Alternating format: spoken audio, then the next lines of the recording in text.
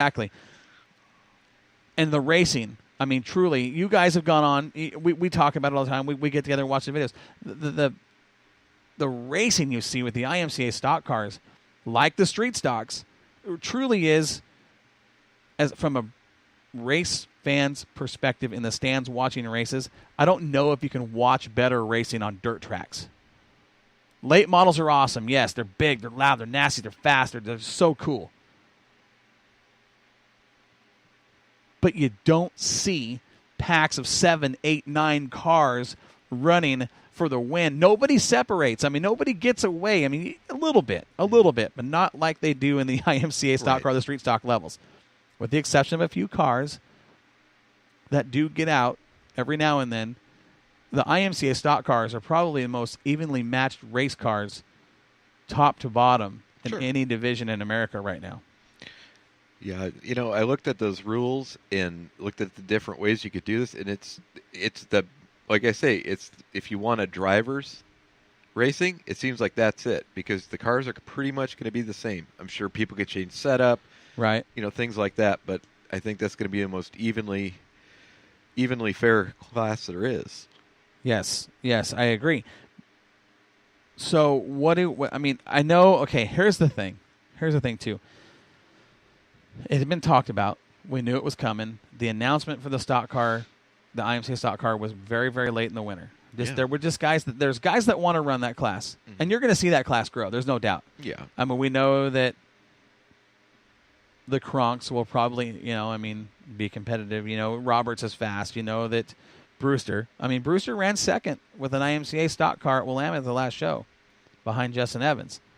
So that they're competitive with street stock. So the argument, really, for the average fan looking at an IMCA street stock versus an IMCA stock car versus a street stock, they're not going to know the difference. No. They're not going to know the difference until you tell them, well, those cars have 2 barrels and weigh a little bit more. Right. Or weigh a little bit less. They have 2 Whatever barrels, weigh less. Be, right.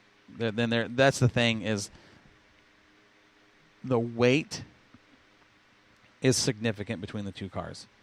It's a couple 100 pounds. Mm-hmm. And I'm trying to find those exact rules because I wanted to talk about that. But there's not many guys that I know that are going to go spend $13,000 on a bare roller. No. For an IMCA stock car, when some of those guys would go build a modified, a sport mod. Sport mods are a class that exploding right now. It is really getting big. Getting huge. Yeah. And if you want to see how competitive those field of cars are, go on Moxie Media Promotions and watch the last video we posted from the inside of Mike Medell. We're posted up in the under the next to the cockpit and looking out the back. You want to see good, even matched racing. You want to see some awesome racing. Watch that class.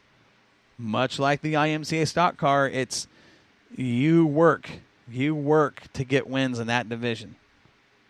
Right? Sam, you're thinking about something. What is on your mind? It's more of, if you don't give these IMCA stock cars, and I know people aren't going to be happy about it, and that's fine, whatever. It doesn't really matter in the grand scheme of things, because next year there's going to be a new problem, a new issue, right? A new concern. But if you don't mix them with this class right now, you're not even going to see the guys that would want to put the cars together to do it, how their current car is performing against that car. Does that make sense? It does. So you can't take the IMCA stock cars and run them with the sportsmen, because half those guys are sportsman drivers. They don't want anything to do with the street stocks. They don't want anything to do with the IMCA modified cars. So until you find a way to combine the street stocks and IMCA modified, or street stock, whatever. Right. In racing format, so these guys can kind of see how they like it, how they don't like it, if they want to step up and look for it. I've seen a lot of some. I'm always looking for race car parts, so I've seen IMCA stock car rollers in the Midwest. Cheap. Relatively dirt cheap. The guys can go pick up, bring out here, and they already have a bunch of racing stuff. So, you could see the class advance, but like I said, until you put them pitted against each other, and I don't know, Roberts is pulling double duty. Some of these guys might say, I want to run that and run double duty and run street stocks and that. Okay.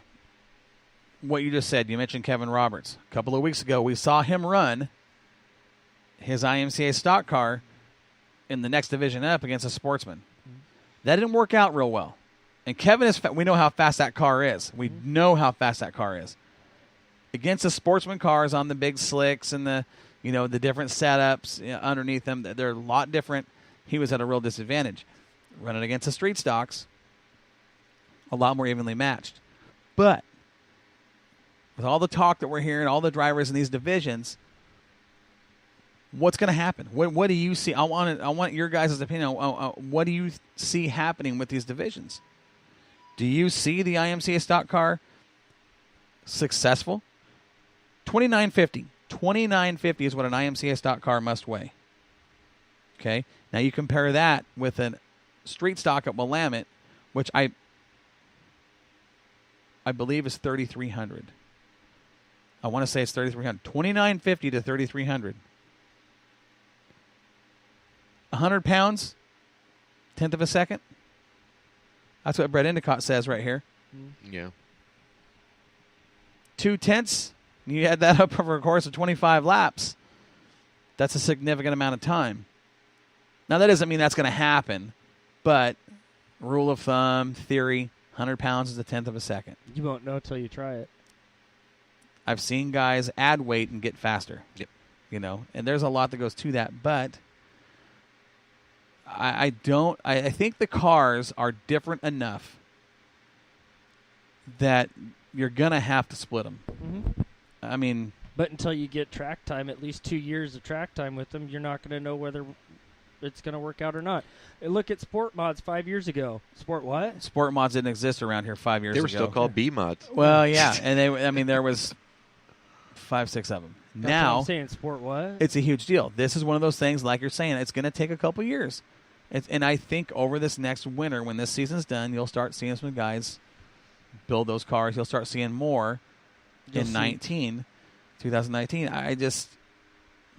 Guys are frustrated. I get it. They're frustrated. Guys have got money invested in this class that want to go out and run. They don't want to run 2 and 3 car races. But then you got to find a way to make them equal. Per se. Yeah, at least give them some kind of advantage to work, or something to work with that right. They can be competitive with the, open motor or whatever the case. 4 barrels, everything. Right. There's so many different ways to do it. I think what they're saying with the carburetor, things like that, at least that puts it in the same ballpark. I think here's the thing. The carburetor is a lot of people focus on that topic in these cars. For really no apparent reason. And that's what I was going to say. That it doesn't seem like that is any disadvantage. No. Brewster's already proven that. Now, I don't know what he weighed at that last show. I don't know. He ran IMCA stock car rules where he was 2950.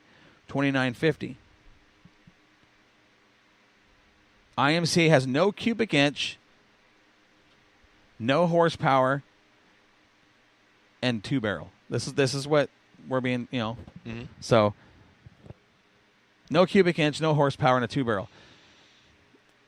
On a dry slick track, when you're trying to hook it up on a G60 tire, that's not always a bad thing. Nope.